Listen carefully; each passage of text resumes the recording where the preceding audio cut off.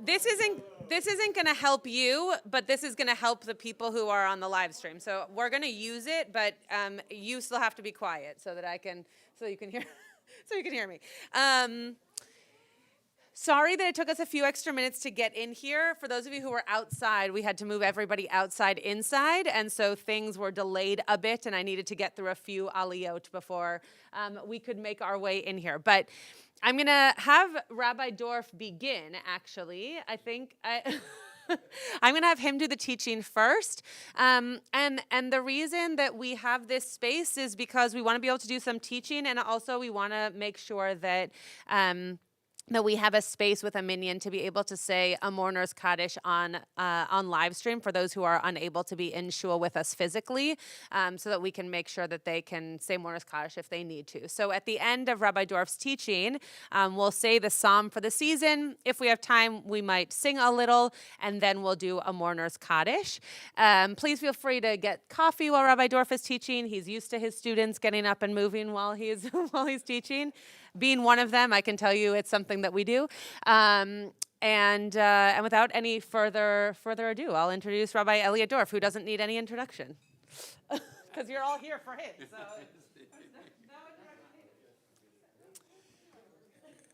Okay, first of all, Shabbat Shalom, after all. So in this week's, we're going to talk about something in the Siddur, but I want to indicate that there's a real connection between what's in today's Torah reading to what we're going to be studying. In what we just read, actually, in where the Torah is talking about, you bring the first fruits to the temple, and you say Arami Oved Avi, those lines that are the core of the Haggadah of Passover. So you've probably talked about them ad infinitum around your Passover table, but it ends with what's not in the Haggadah.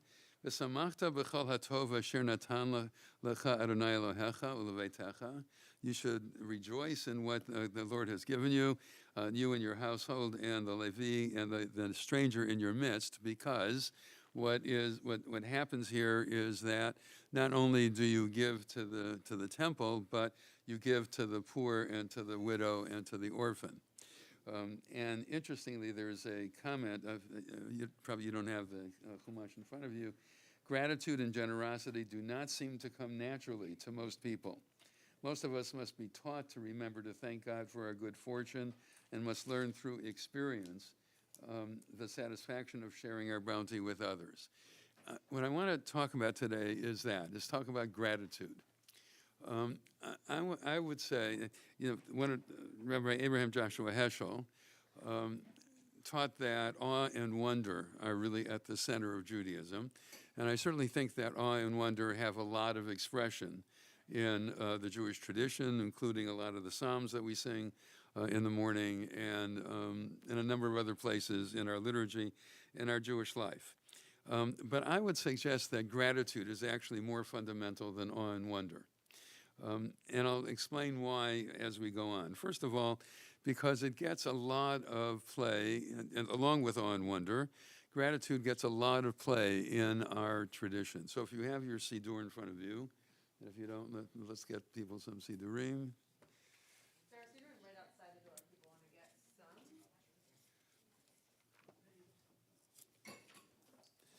So first, I'm going to talk about two different prayers here. The first one is the very first prayer that we say in the morning on page 99. Right, the very first prayer that we're supposed to say when we get up, Modeh ani lefanecha melech el chai v'kayam, she'chazarta bi nishmati b'chamla rabba emunatecha. The translation here is, I thank you, living and eternal sovereign, for your kindness in restoring my soul. How great is your faithfulness.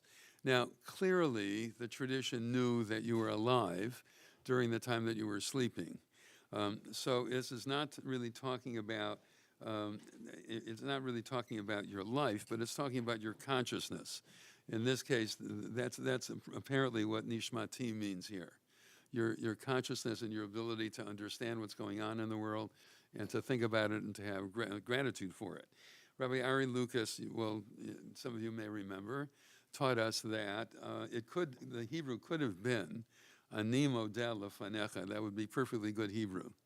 But the tradition is modeh ani lefanecha. You start with thanksgiving and then you talk about yourself, right? In other words, that. And why is that important? I'd suggest to you that this entire emphasis on gratitude is important because it gets us out of what philosophers call our egocentric predicament, right? In other words, the fact that like it or not, we have to see the world through our own eyeglasses, through our own eyes, I'll say. Some of us don't have glasses. We have to see the world through our own vantage point. That's just the way it is. And that's okay. There's nothing wrong with that, as long as we also gain empathy and sympathy, but especially empathy, right? Where we are able to try to get out of ourselves and look at the world through others' eyes and ultimately through God's eyes. That's what the point of all these brachot are in the tradition. God doesn't need our blessing. God presumably is beyond that. But we need to bless God. We need to get out of ourselves and to recognize that we are not the be-all and end-all of everything, and that we are really dependent upon not only other people, but upon the world itself, ultimately upon ultimate existence we call God, right? So that we need to get out of ourselves and out of our thinking that we are in Deuteronomy chapter 8, the essence of idolatry is defined as such. Ani va'otzem yadi asat hakayil hazeh. I and the strength of my hand has done all this great stuff, right? That's the essence of idolatry. And ultimately, what you need to do is that you can be proud of what you've done, and you should be proud of what you've done. You should have a certain sense of self-worth. But at the same time, what you need to have is a sense of the fact that you're not the be-all and end-all of the world, that you owe a lot to other people and also to God. Now, that's expressed not only in the early morning service, but in the Amidah 3 times a day or 4 times a day on Shabbat, and festivals 5 times a day on Yom Kippur. If you will take a look for a moment at page 164, which we just said as part of Shacharit. It's also in Ma'ariv last night, it's in Shacharit this morning, it's in Musaf, and it's in Mincha. Right, because this is the third last of the blessings, and you may remember that the Amidah consists of 3 blessings at the end, 3 blessings at the beginning, 3 blessings at the end, and then a middle section. The middle section is 13 blessings on weekdays, 1 blessing on Shabbat or festivals, Mekadesh Shabbat or Mekadesh Yisrael V'Hazmanim, right, and also on Yom Kippur and on Rosh Hashanah, except for Musaf, right? So it's either 13 blessings or 1 blessing in the middle section. It's only in Rosh Hashanah Musaf when we have how many? 3. We have Malchiot, Zichronot, and Shofarot, right? So we have 3 blessings in the middle section of the Amidah on Rosh Hashanah Musaf, not on the other prayers of Rosh Hashanah, but only in Musaf and Rosh Hashanah do you have that exception. You have 3 in the middle. So it's either 13 or 1. This is the third last of the blessings, and so it gets repeated every single time we do an Amidah, 3 times a day, 4 or 5, depending upon what the day is. And look what it says. Modim anachnu lach. We thank you, God. She'atahu Adonai Eloheinu v'Elokei avotenu. You are our sovereign and the sovereign of our ancestors forever. Tzor chayenu, the rock of our lives. Magen yishenu, the shield that saves us. Atahu l'dor v'dor. You are the one forever and ever. Dodelecha. Now watch what we're supposed to be thankful for. Dodelecha u'nesaperti lachecha. We will thank you and pray and speak your praise. Al chayenu hamsurim biyadecha, on our lives that are handed over in your hands. In other words, that we do not. Well, the Mishnah in Pirkei Avot says, Al korchacha atan nolad ve'al korchacha atan tamut. You are born against your will, and you're going to die against your will. Right. In other words, that our lives are literally within your hands. And on our neshama can be used in Hebrew in a whole variety of different ways. It can be our breath, linshom. More commonly, when you're talking about neshama, you're talking about our inner being, sometimes called our soul, but that's English and at least all kinds of Christian connotations, which I don't want to get into now. But basically our inner being, our thoughts, our emotions, our will, that's our nishmotenu, that are dependent upon you. And on your miracles that are with us each day. Now this is clearly not the sense of miracle in the sense of an interruption in the laws of nature. There is that sense of miracle, right? But this is the exact opposite of that, because this is on the Seker Shebachal Yom Imanu, on your miracles that are with us each day. So what do you think the liturgist has in mind?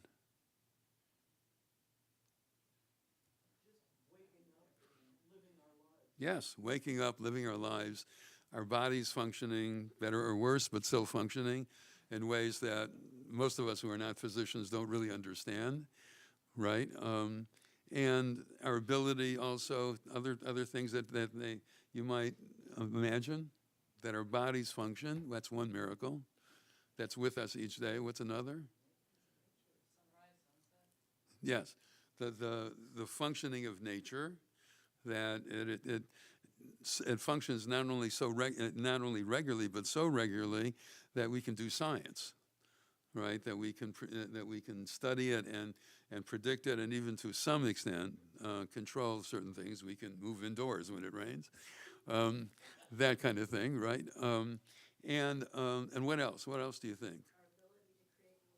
Our ability to create new life. We just had Misha Barak for a new dad, and the other in the sanctuary. Our ability to create new life, and spell that a little bit more. Our ability to create. What else? I also think relationships. Yes, create relationships, to create new ideas, to create new. We're in Los Angeles, to create, when they're not on strike, new movies, right? New artistic creations of various sorts, right? Our ability to imagine what could be, right? All of those things are nisecha shebachal yom imanu, right? And and on your wonders and your goodness, your acts of goodness at every time, erev avoker v'tarayim, evening, morning, and afternoon. Now take a look for a moment. If you, unfortunately, this Siddur doesn't do it right away, but as part of this bracha, the bracha itself ends at the bottom of the page. Hatov shimcha l'chane el hodot. Your name is good, and it is fitting to give you thanks. Right? Now, as you can see here, on Hanukkah, we add Al Nisim. So turn to page 430. In most Siddurim, this is just on the spot here, but in this Siddur, they did it this way.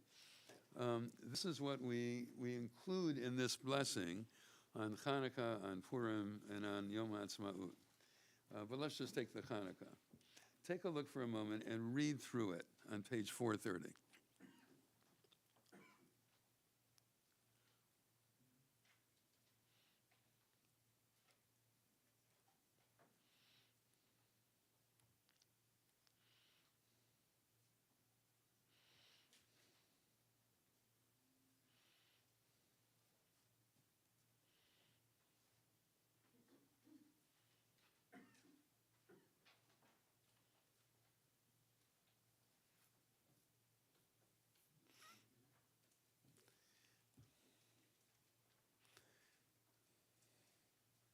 And this is the liturgy for Hanukkah. What's missing, by the way, in this?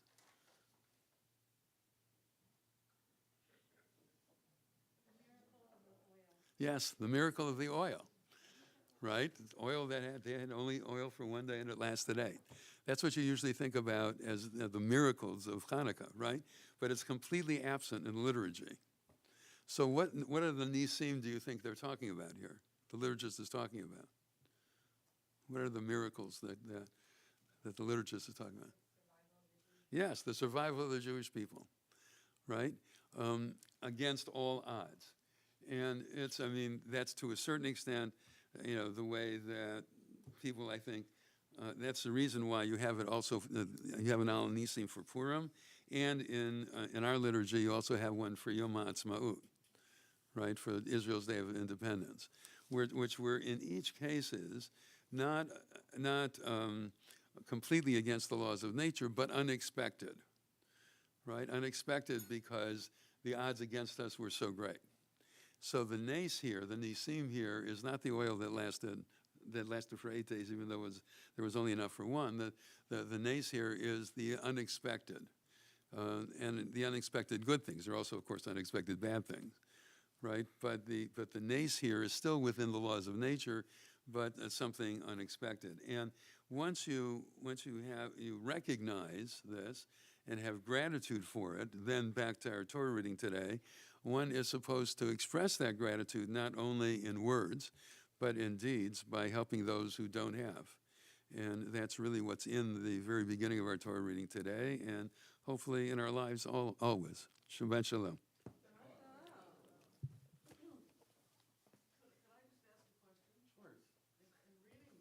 You're Jewish, aren't you?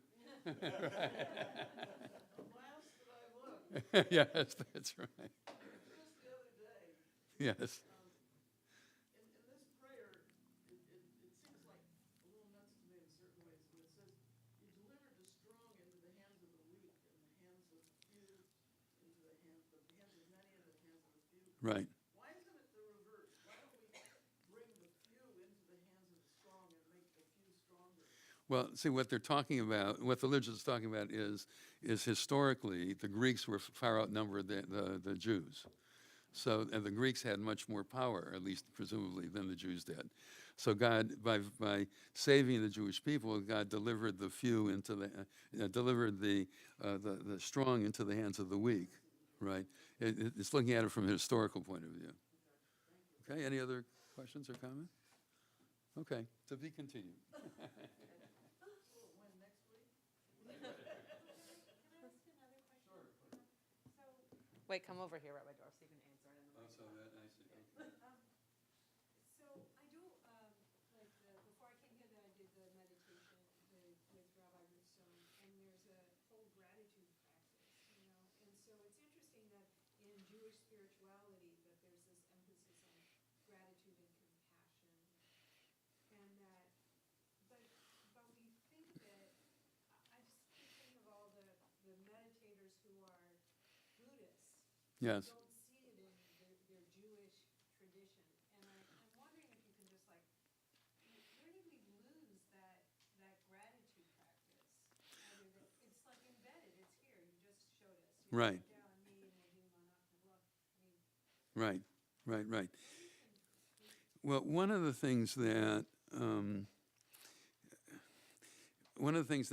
Jews need to learn is that the whole world is not Jewish, okay? And the Jewish tradition really does see the world in very different perspective than the other religions of the world and other secular philosophies, right? If you're talking about there was a Protestant theologian in the 19th century who really started the discipline of religious studies across religions, and one of his phrases was, "If you only know one religion, you know none." Right? Because you don't know, number one, how your ancestors chose to look at the world and to act in it, and what other choices they had. Right? If you study other secular philosophies or if you study other religions, then you come to understand that other people, presumably also smart and moral, right? Not everybody, but there are people in every culture that are both smart and moral, and they created ways of looking at the world that and of acting in it that are very different. So I was kidding with Barbara before, but the notion of continually asking questions is not taken for granted in most other cultures. Just to give you one example, for many years I did a program for the Anti-Defamation League teaching teachers in Catholic high schools, most of whom themselves were Catholic. And the priest with whom I do it, a lovely and really smart guy by the name of Dennis McManus, who has a doctorate in patristics and who is the liaison of the U.S. Council of Catholic Bishops to the Vatican.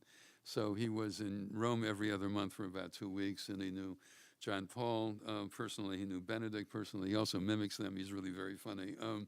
But he says to his fellow Catholics, we Catholics are good at reception. We receive what we are told. At which point I told them, Jews are terrible at reception, right? We question everything, right? And you need to know that that our way of doing that is really very unusual in the various religions of the world, Buddhism among them. You're supposed to just simply, do whatever the monk tells you to do, or try to get to whatever that enlightenment is, right? And that's true in very individualistic settings like Buddhism and Christianity. It's only the individual that's saved or damned in Christianity, right? It's true in very individualistic settings, and on the other end of the spectrum, in very communitarian settings like communism, right? Where whatever, you're not supposed to question what the Politburo does, right? You're supposed to go to war against Ukraine if you're called to do that, right? Without questioning it. And there is no such thing as civil disobedience in communist societies, certainly as they're lived, maybe in the theory, but not as they're lived. So, whereas the Jewish tradition is, on the one hand, there is a certain sense of respect for tradition and a respect for other people, right? And that respect is manifested in the ability, in the need to listen carefully to what somebody else says, to the point that you're able to ask follow-up questions and to challenge it, right? That's how we manifest respect. That's how we respect, namely that we listen to people and question them and challenge them and all of that. Very different. I'll give you another example of this. In 1996, the Evangelical Lutheran Church of America, which consists of about 70% of America's Lutherans, officially repudiated Luther's anti-Semitic comments. Not a small thing, right, for the founder of their church. And then they created a commission on Lutheran theology to revise it, to have a very different understanding of Jews and Judaism.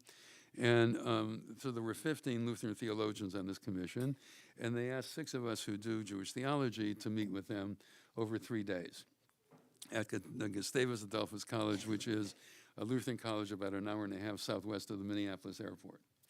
And what they had arranged was that on the first morning, one of the 6 of us Jews would talk about the topic number 1, and then the rest of the morning would be devoted to a discussion of that topic and how it might be reflected in Lutheran theology, topic number 2 in the afternoon, and so on. So the first morning, the presenter was Rabbi Yitz Greenberg, whom some of you may know, who is really smart, really learned, and a lovely guy, right? So he gave his talk for about an hour, and as soon as he finished, the other 5 of us said, well, it's not quite that way, right? Right? Because why did you interpret this source this way? And what about this source that you didn't mention? And, the usual Jewish stuff, right? At about an hour later, we looked up, and these Lutheran theologians were absolutely bug-eyed. One of them told me later he thought we were going to strangle each other at any moment, right? Because if you're a Lutheran, especially a Scandinavian Lutheran, you don't argue in public. You stare, you glare, you get an ulcer, but you don't argue in public, all right? Because that's disrespectful in their way of looking at things. So one of the things we had to teach each other is that showing respect for somebody else is done very differently in our tradition than it is in other traditions. And I must say that if you look at secular philosophies and at the religions of the world, we are really the outliers. We and liberal and Western liberalism are the outliers in terms of the notion of there being a community but also individual rights, that there needs to be a continuing description of how those two interact. The idea of having freedom of speech, freedom of religion, that's not in most cultures, right? And even in the Jewish tradition, as it developed in the rabbinic literature, is really rather different from what it was in biblical times on these issues. But we're rabbinic Jews. We're not biblical Jews. Yeah. Can I just express gratitude for that? Okay. Well, thank you. The question was a great one, and that brought up this question. There have been quite a few Jews, including the late Rabbi Alan Lew, Right. who accepted both Judaism and Judaism. Yeah. You just finished saying that they were totally different. So I had always kind of thought there must be something in the ability actually to question or to think in terms of God in similar ways, but from what you're saying, they are totally different. Well, yes, totally different on this issue. That doesn't mean that there aren't similarities, right? I mean, after it's all said and done, if we were to take each of the religions of the world and contrast it to Judaism, or take each of the secular philosophies, Western liberalism, communism, existentialism, et al., right? There would clearly be, even in the ones in which we differ, from which we differ most, there would be some similarities. These are, after all, human ways of looking at the world, right? And therefore you would expect some similarities. The reason why you can get people like Jubus, right, Jews who are also Buddhist, is because the way that Judaism usually presents itself is very communitarian, right? In today's Torah reading, we have obligations to the widow, the poor, and the orphan, right? We have to bring our first fruits to the temple. Those are taxes, effectively, in the ancient world, right? So we have duties to others. We have a lot of duties to others. And sometimes when I do some of this interfaith work that I do, I mention the fact that in Judaism, responsibility is spelled with a capital R, right? This goes back to my days of being in my door, the counselor training program, actually where I met Marlon. Achrayut, the Hebrew word for responsibility, was the sisma of the summer, was the model of the summer, right? You have responsibility to all kinds of other people. Now, there's some, I think that's a really important way to look at the world and to feel part of it. But there is a need also to focus on the individual and to sustain and the individual, to make that individual thrive, right? And that's what led in the Jewish tradition.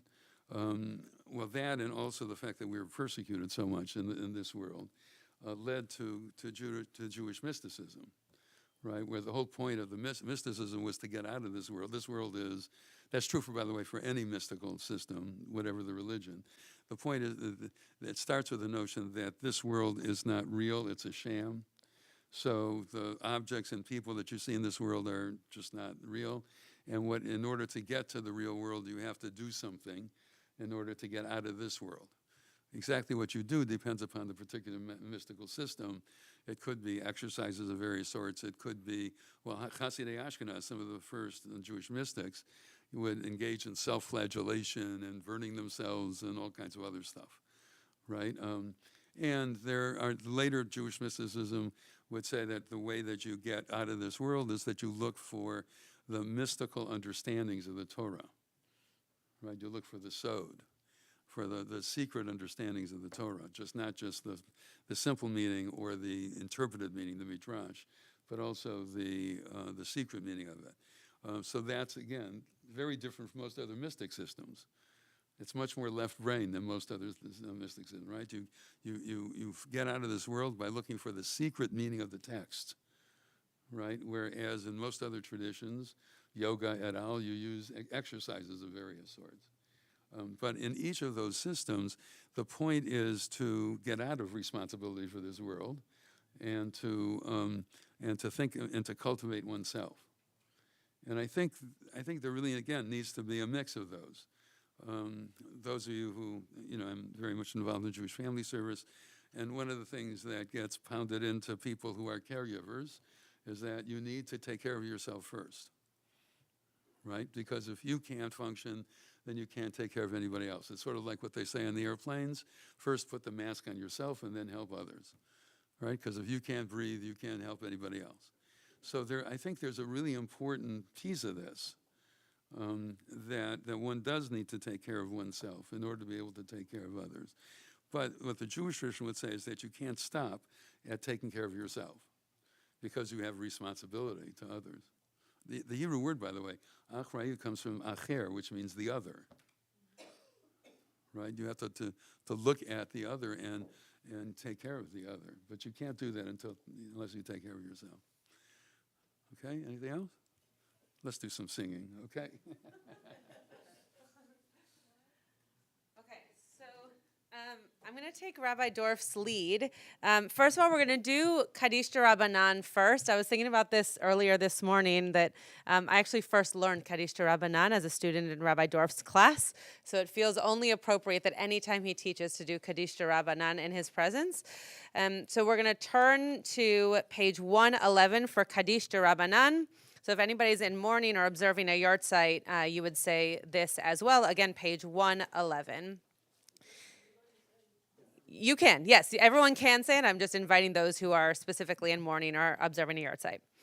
Yit gadal ve'yit kadash shemei rabbah be'alma divra kirute ve'amlich machute bechayechon uviyomechon uvchaye dechol beit Israel Ba'agala uvizman kari ve'imru amen. Yehi shmei rabba mevarach leolam lomei almaya. Yit barach ve'yishtabach ve'yit pa'ar ve'yit ramam ve'yit naseh. Ve'yit hadar ve'yit ale ve'yit halal shemei dekudesha brichum. Le'ela min kol birchata ve'shirata.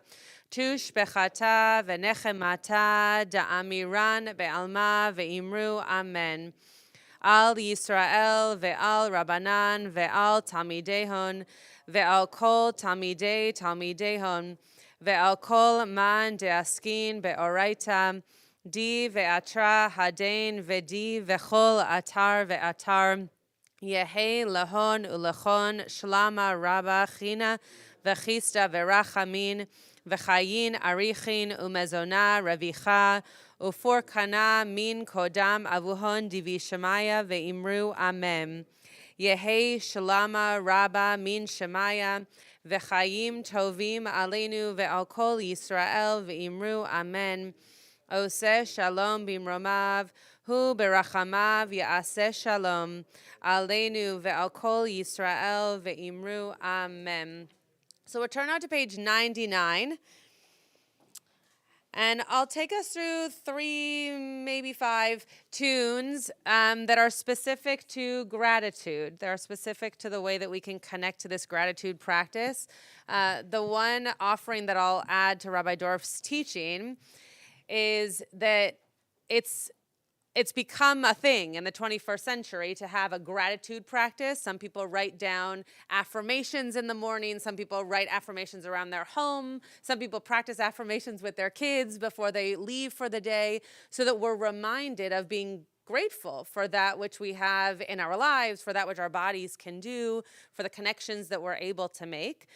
And in our Jewish tradition, the first words that are supposed to come out of our mouths in the morning are, in fact, those of gratitude.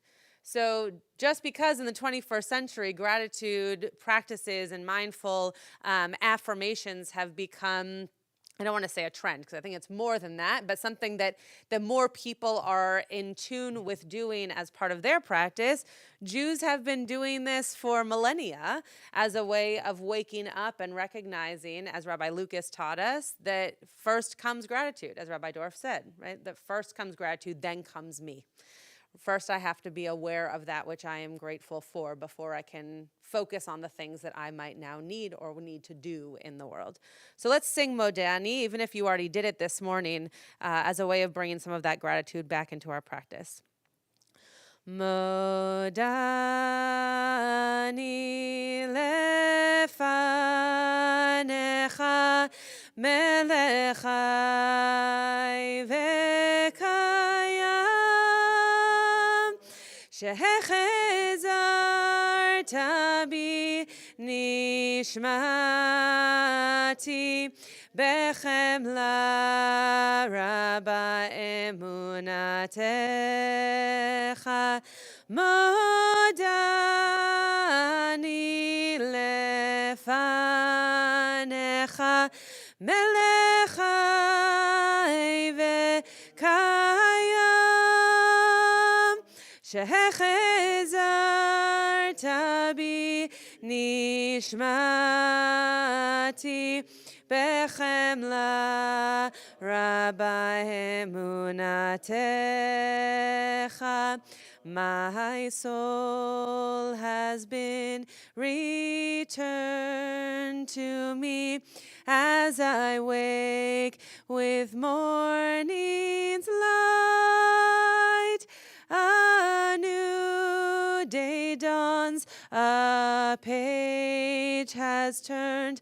What a gift to be alive. Modani lefanecha melech chai v'kayam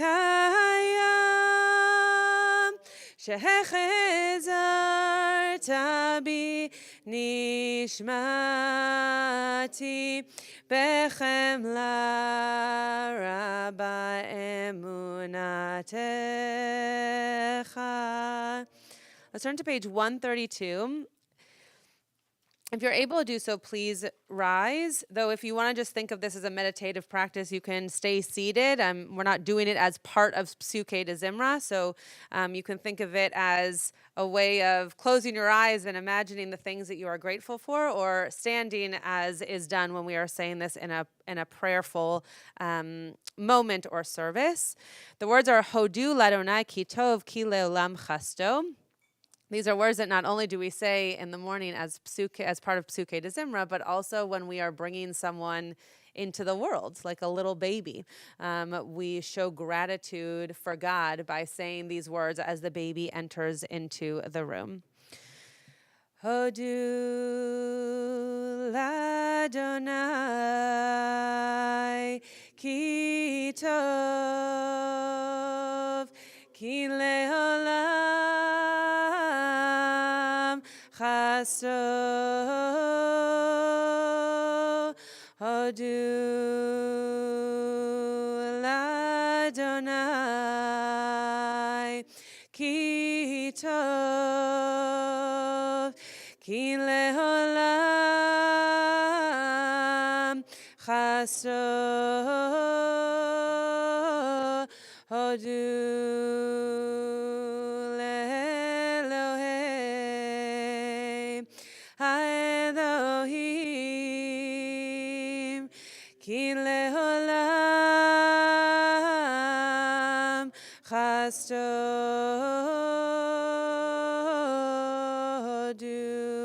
Hodu ladonai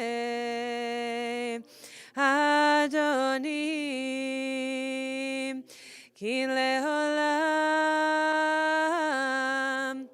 chasto. Hodu ladonai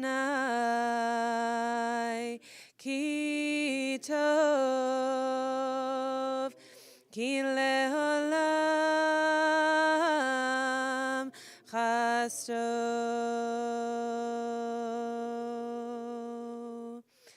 You can be seated. We're going to look now at Ashrei. Rabbi Klickfeld and I had the opportunity last week to teach the Ziegler students at Sudash Lishit on Shabbat afternoon, and we focused around the idea of Ratzon. The time between the beginning of Elul and Yom Kippur is called Yemei Ratzon, the days of compassion, the days of, how do they translate it here?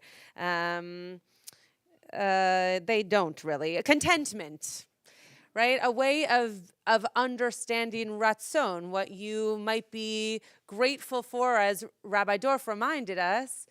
We can take care of others, but first we have to take care of ourselves. And the reason that Elul is called Yamei Ratzon and through Yom Kippur, not just until Rosh Hashanah starts at the end of Elul, but that it's called Yamei Ratzon because this was the time that Moshe went up on the mountain to be with God, to receive Torah.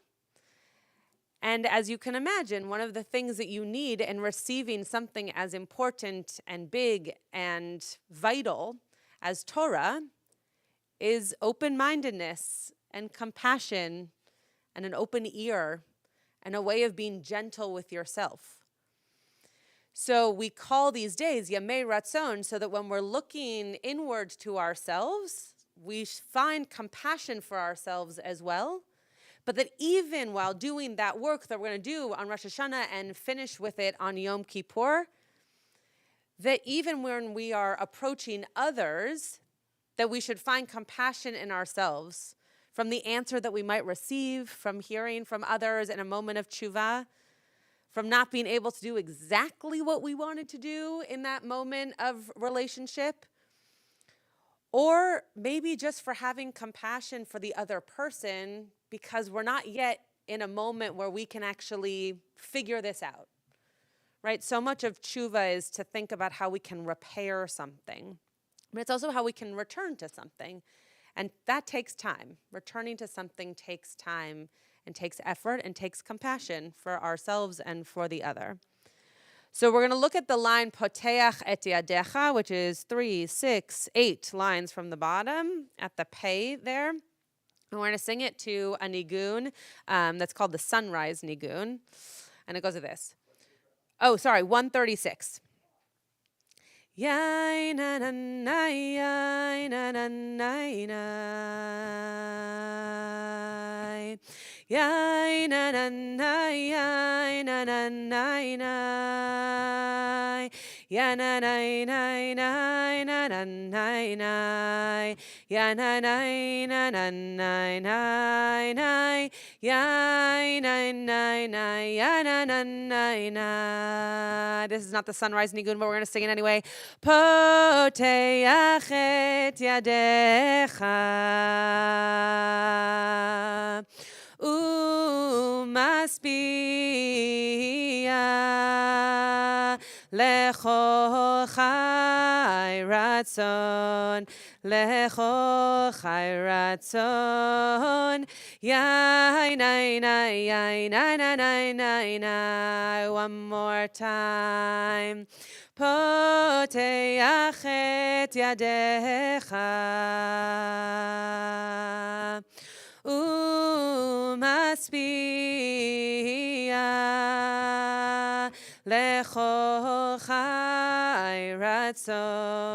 lecho chai ratzon yai nai nai nai yai nai nai nai nai yai na na na na na na na na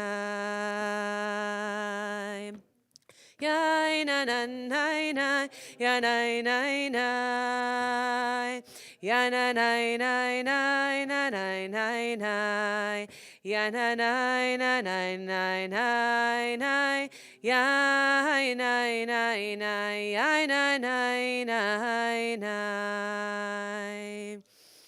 The last tune that we're going to sing, and then we'll do the psalm for the season, which will also have a tune associated. But the last kavanah that I'll bring by way of focusing in on gratitude and focusing in on this idea of compassion for oneself and feeling gratitude for that which our bodies and our hands and our minds and our souls can do, our inner being. I loved that translation of neshama. We're going to sing Nishmat Kol Chai, which is on page 145.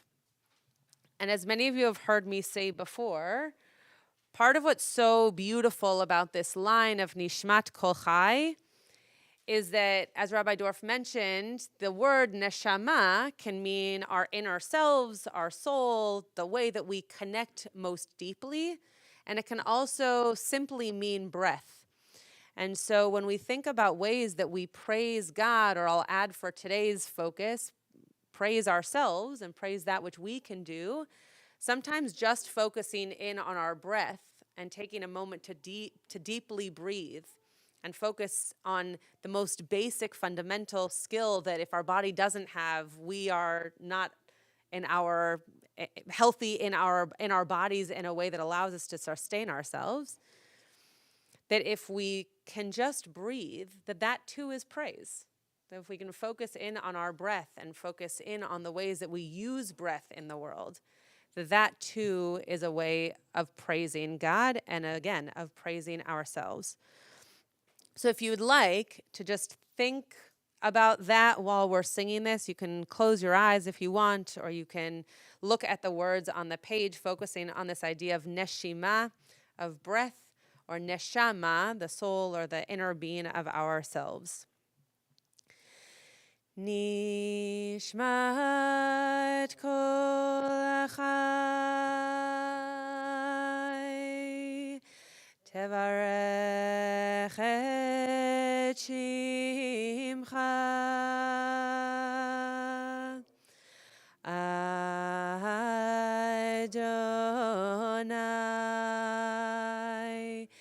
Eloheinu nishmat kol chai tevarech et shimcha Adonai Eloheinu Yananai Yainai Yainai Yainai Yainai Oh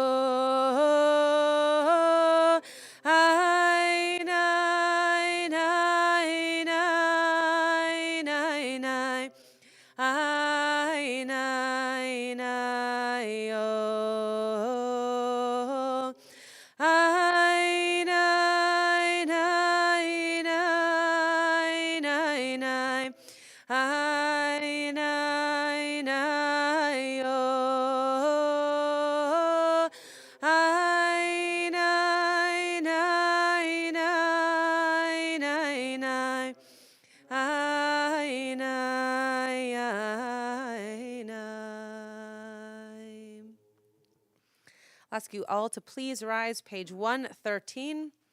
We'll sing the bolded line that's in the middle. This is the psalm for the season.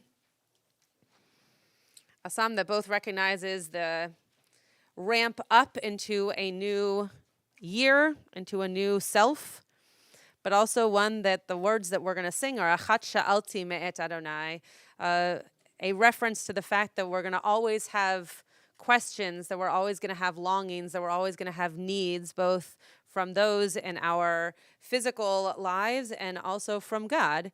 And then it ends with this word lulei, if only.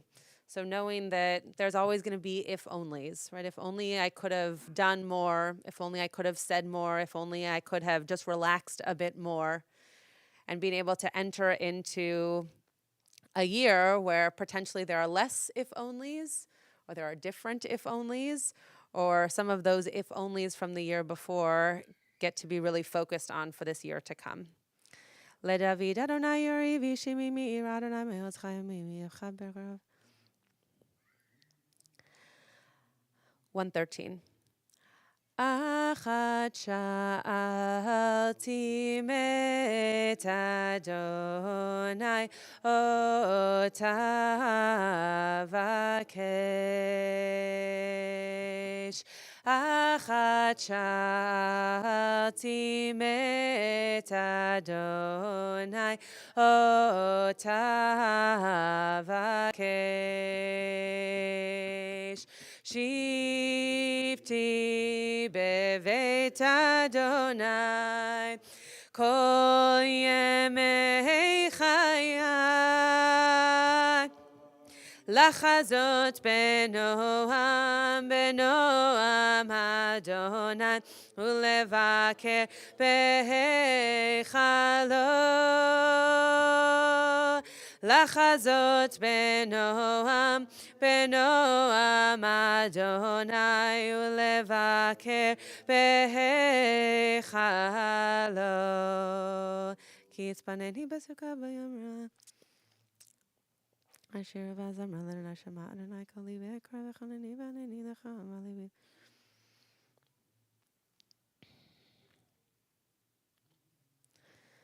לולא האמנתי לראות בטוב אדוני בארץ חיים, קווה אל אדוני חזק ויאמץ ליבך, וקווה אל אדוני. Mourners Kaddish, page 121. Yit gadal v'yit kadash shemei rabam, be'alma divra kirute ve'amlich malchute, b'chayechon u'v'yomechon u'v'chaye dechol beit Yisrael, ba'agala u'v'zman kari ve'imru amen. Yehi shmei rabba mevarach le'olam lomei omaya. Yit barach ve'yishtabach ve'yit pa'ar ve'yit romam ve'yit naseh ve'yit hadar ve'yit aleh ve'yit halal shemei dekudesha brechu le'ela min kol birchata ve'shirata tushbechata ve'nechemata da'amiran be'alma ve'imru amen.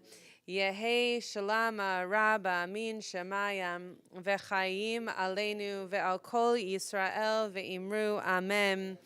Oseh shalom bimromav hu ya'aseh shalom aleinu ve'al kol Yisrael ve'imru amen. You may be seated. We are going to do Kaddish and Motzi in here if people want to just enjoy some Kaddish will also be coming in here, Cholent and all of the rest of that. We thought that the other Kaddish was going to be outside, so it's now not. But there will be Kaddish in this room also, so you can stay in here and hear Kiddush and enjoy Kaddish in here if you'd like. Just one very quick announcement, because I think that this crowd will enjoy the particular offering that I'm going to announce. On September 10th, Rabbi Dorff, Rabbi Klickfeld maybe, and I will be in Adelson Hall, I think. I don't remember. No, to the chapel downstairs. We went back and forth on location. For Rav Landis, do you want to say anything about who he is? You know him much better than I do. Yes, I knew him when I was a counselor and he was a camper at Campermont, Wisconsin in 1964. I'm old. So they're both 25. That's right. He's a modern Orthodox rabbi who has done really amazing things in the Orthodox world in terms of the ordaining women and ordaining gay or lesbian, well, in the Orthodox world only gay men. But he also is, he's immensely learned and also just a wonderful person. And he's done some really good things in his life. He met his wife at Campermont, Wisconsin. A common theme. Yeah, that's right. And they made Aliyah back in the late 70s, but in the 70s, he and Rabbi David Ellinson, who many of you know, right, and I would do this kind of traveling roadshow on the three movements. And it was a lot of fun, actually, when he was here, we were able to do that. So I'm looking forward to seeing him again and to hearing about what he's thinking about now. So he's going to be with us at Betham, again, in the chapel on September 10th. We're 100% aware and respectful of the fact that Sisterhood is also having their launch brunch that morning, and so nothing is going to overlap. But this was the only day that he could be with us, and he's a really impressive scholar doing very impressive things in the world, and we wanted to both respect him but also be able to offer his learning to all of you. So we know that they're the same day. We are aware of that. Sisterhood was very welcoming to the fact that we were going to have both of these things on the same day. So one will be starting right after Minyan, which we have later that day, so that you can go from Minyan into the program. So Minyan will be at 8:30, not at 8 a.m. On Sunday, and then right into the program at 9. There's a breakfast. Please RSVP so that we know how much food to get. And the RSVPs will be closing on Wednesday. So make sure that you RSVP before then. I think if you enjoy Rabbi Dorff's teaching and enjoy that kind of high-level learning, this is an event not to miss. So please join us on September 10th. And please rise for Kiddush. Those are all my announcements. Rosh Hashanah is coming. Figure that out. I'm sure about that. If anybody wants to write a sermon, happy to talk. All right. ושמרו בני ישראל את אשר בא לעשות את אשר בא לדור אותם ברית עולם בין יובים בני ישראל להטיל עולם כי 6 ימים מסרנו את השמיים ואת הארץ וביום השביעי שבת ויהי נפש זכור יום אשר בא לקדשו 6 ימים תבוא ועשית כל מלאכתך ויום השביעי שבא לאדוני אלוהיך לא תעשה כל מלאכה אתה ובנך וביתך עבדך ואמתך ובהמתך וגרך אשר בשעריך כי 6 ימים מסרנו את השמיים ואת הארץ את הים וכל אשר בם וינח ביום השביעי על כן ברך אדוני את יום השבת ויקדשהו סברי Baruch atah Adonai Eloheinu melech haolam borei peri hagafen. You guys want to do hamotzi? Come on up.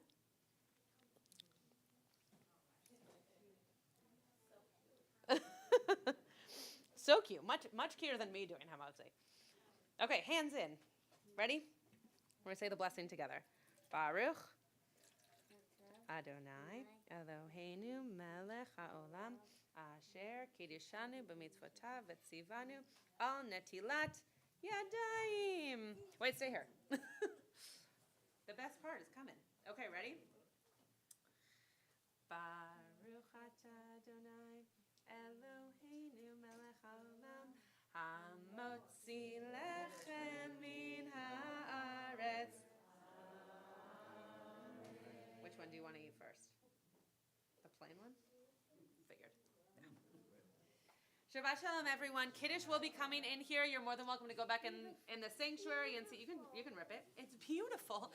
You can go back in the sanctuary and see where they're at. But feel free to stay in here for Kaddish. Here, take more. Take more. Take more.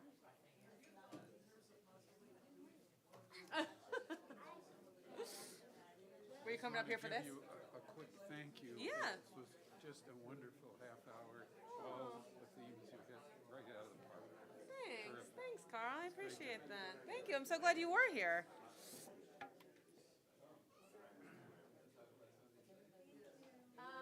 You're so welcome. Aliza, we just opened the doors so the guys don't bring your Kaddish in. Thank you.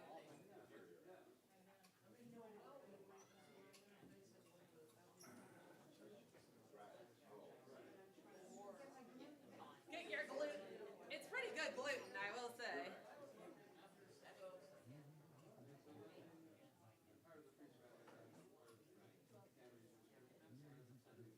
Do you want some juice?